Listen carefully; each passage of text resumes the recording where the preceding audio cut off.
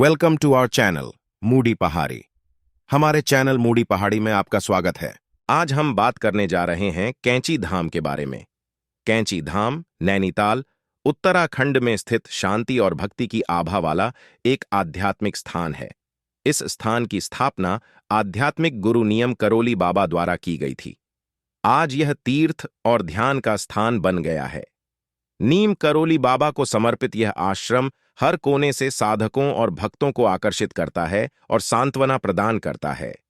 हरी भरी हरियाली से घिरा यह आत्मचिंतन और आध्यात्मिक सुंदरता का स्थान है, जहां घंटियों की ध्वनि आंतरिक शांति का माहौल बनाती है।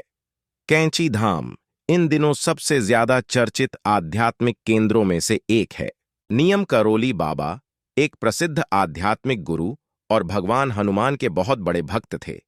बाबा नीम करौली के बारे में कहा जाता है कि उन्होंने हनुमान जी की उपासना करके कई सिद्धियां हासिल की थीं। वह आडंबरों से दूर रहते थे और किसी को भी अपने पैर नहीं छूने देते थे। आज भी लोग उन्हें भगवान हनुमान का अवतार मानते हैं। कहा जाता है कि नीम करौली बाबा चमत्कारिक सिद्धियों के जरिए लोगों की परेशानियों का निवारण कर देते थे। इसलिए बड़ी संख्या श्रद्धालु नीम करौली बाबा का आशीर्वाद पाने कैंची धाम आते हैं। आमतौर पर मंदिरों आश्रमों में लोग चढ़ावे में मिठाइयाँ, फल, पैसे आदि चढ़ाते हैं, लेकिन कैंची धाम में भक्त कंबल चढ़ाते हैं। वहीं कैंची धाम के स्थापना दिवस पर नीम करौली बाबा को भक्त मालपुए का भोग लगाते हैं। धाम का स्थापना दिवस हर साल 15 जून को मनाया जाता है। उत्सव में आमतौर पर लाखों भक्त आते हैं। नीम करौली बाबा के उल्लेखनीय शिष्यों में आध्यात्मिक शिक्षक रामदास, गायक और आध्यात्मिक शिक्षक भगवान दास शामिल हैं।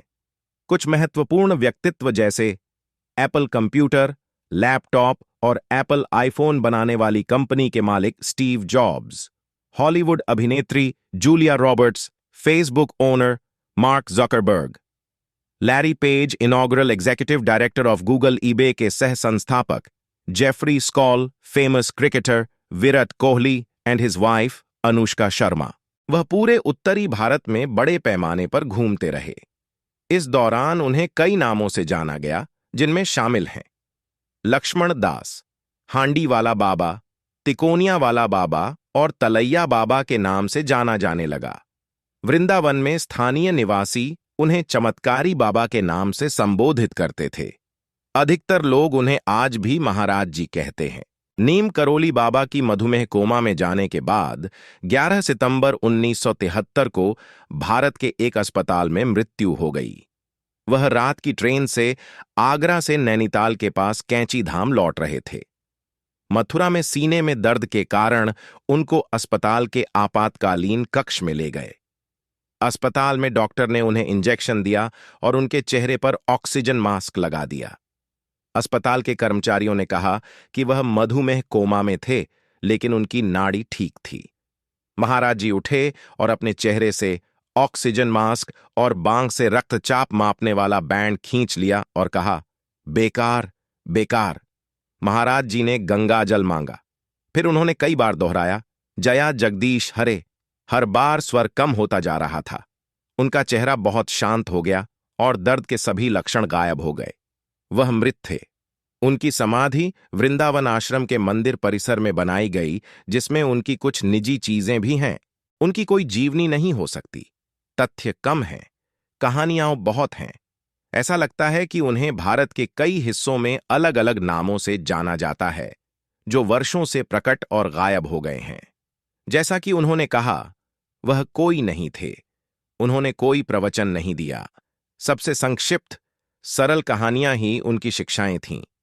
आमतौर पर वह कंबल में लिपटी लकड़ी की बेंच पर बैठते थे या लेटे थे।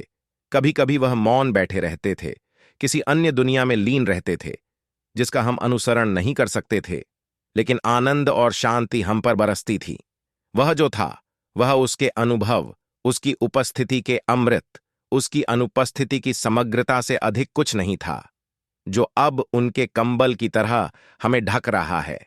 महाराज जी अपने शुरुआती दिनों में महाराज जी कैसे बने, इसकी एक दिलचस्प कहानी है।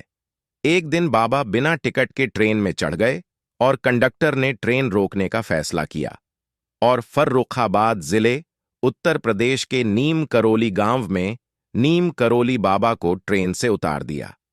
बाबा को ट्रेन से उतारने के बाद कंडक्टर को पता चला कि ट्रेन दोबारा नहीं चलेगी। ट्रेन शुरू करने के कई प्रयासों के बाद किसी ने कंडक्टर को सुझाव दिया कि वे साधु को ट्रेन में वापस जाने दें। नीम करोली बाबा 2 शर्तों पर ट्रेन में चढ़ने के लिए सहमत हुए। 1. रेलवे कंपनी ने नीम करोली गांव में एक स्टेशन बनाने का वादा किया। उस समय ग्रामीणों को निकटतम स्टेशन तक कई मील पैदल चलना पड़ता था। 2. रेलवे कंपनी को अब से साधुओं के साथ बेहतर व्यवहार करना चाहिए। अधिकारी सहमत हो गए और नीम करोली बाबा मजाक करते हुए ट्रेन में चढ़ गए। क्या ट्रेनें शुरू करना मेरे ऊपर है? उनके ट्रेन में चढ़ने के तुरंत बाद ट्रेन चल पड़ी, लेकिन ट्रेन ड्राइवर तब तक आगे नहीं बढ़े जब तक साधु ने उन्हें आगे बढ़ने का आशीर्वाद नहीं दिया। बाबा ने आशीर्वाद दिया और ट्रेन आगे बढ़ गई। बाद में नीम करोली गांव में एक रेलवे स्टेशन बनाया गया। नीम करोली बाबा की ऐसी और चमत्कारी कहानियां देखने के लिए हमारे चैनल को देखते रहें। If you like our video please like, share and subscribe. अगर आपको हमारा वीडियो पसंद आए तो कृपया सब्सक्राइब करें और शेयर करें। धन्यवाद।